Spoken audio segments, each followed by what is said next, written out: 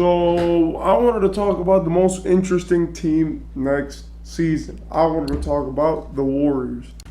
I wanted to talk about the Warriors because honestly, I'm just really interested by their season. They have Chris Paul.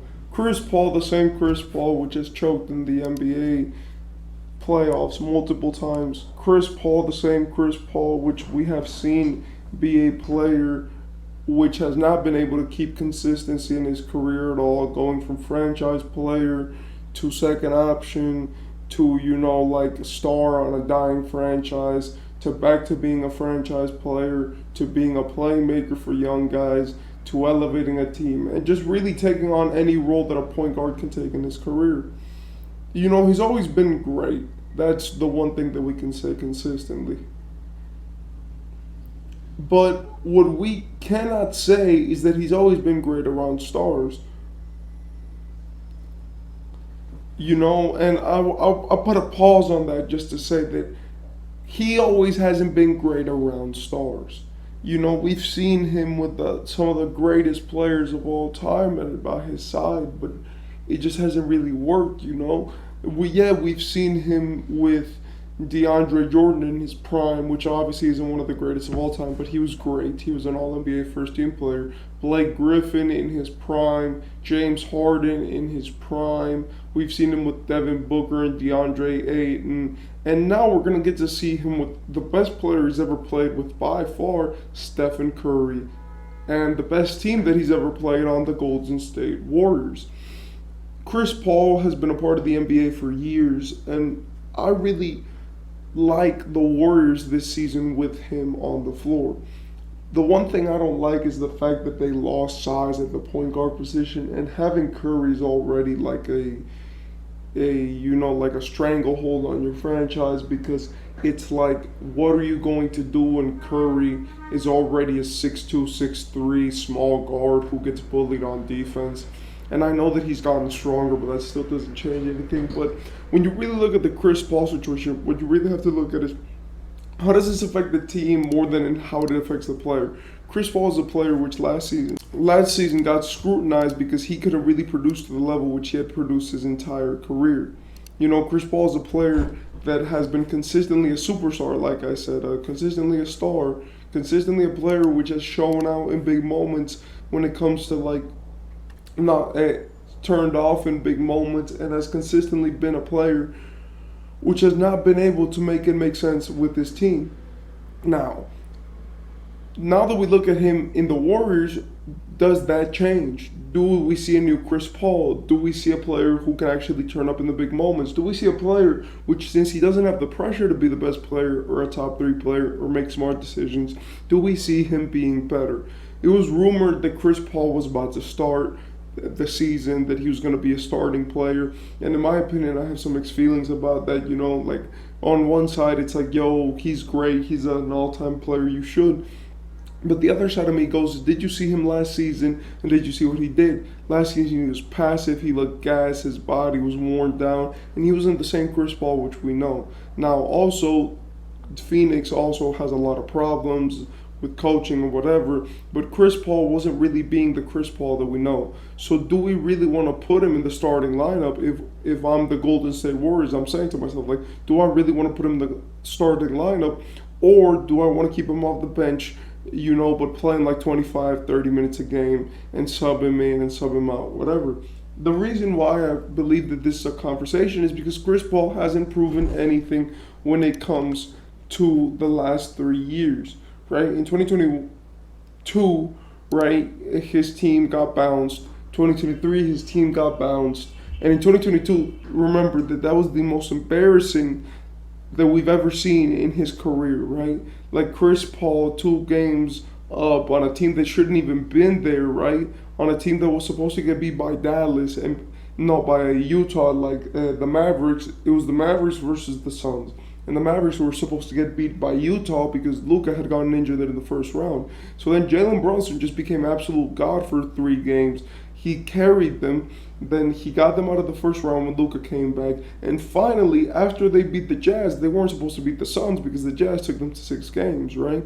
But when we really saw Luka come back to the lineup, Luka caught up to speed, and Jalen Brunson playing the way that he did, they absolutely smoked them in the game seven.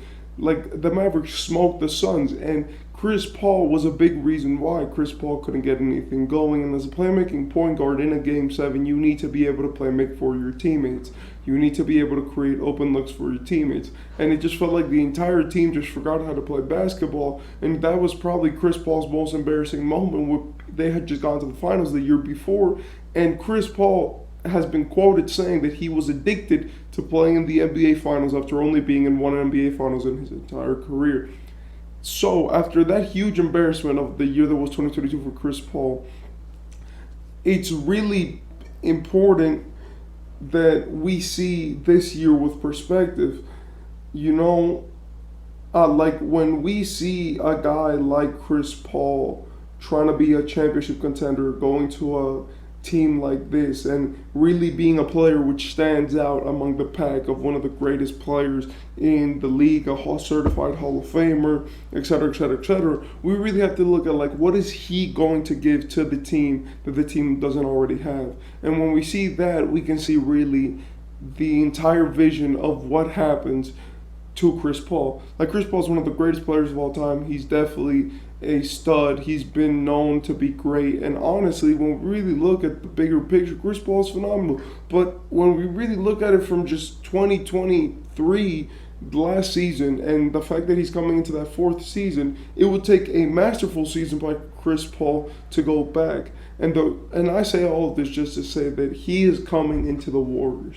The Warriors, who have been the most prestigious franchise for almost 20 years. For almost 15 years, right? Not even, almost 10 years. The Warriors, which have been the most prestigious franchise for almost 10 years. The Warriors, which have consistently won championships, have 4 championships under their belt in 4 healthy seasons. I think that they've only had 4 healthy seasons. No, in 5 healthy seasons because of 2016. And the Warriors, which have consistently kept their core together, brought in players, brought them out, and have made it work, even with extreme roster changes like bringing in Andrew Wiggins, Jordan Poole, etc., Jonathan Kuminga, Jonathan Wiseman, and Moody, to the lineup, they still managed to create a championship. So when you take this prestigious franchise, which consistently makes good decisions, which has been known to be one of the greatest franchises of all time, and which people know in the NBA as the franchise, which I saw today, that has the most nationally televised games, as half of their games are nationally televised, we have to look at this team and go, Chris Paul has to perform in the Warriors. Chris Paul, there's no other way. This is the most prestigious franchise in the past 10 years. They have been the best franchise with the best players, except LeBron. And now he gets a chance to go to a franchise which actually competes for championships. So when we really see that, we could say okay, maybe Chris Paul needs to play his role, but no. Chris Paul needs to play like a guy. He needs to get Jonathan Kuminga more involved, Moses Moody more involved. He needs to make that offense run smoothly, because let's face it, Curry, you don't want him wasting all his gas this season, It's like what LeBron did.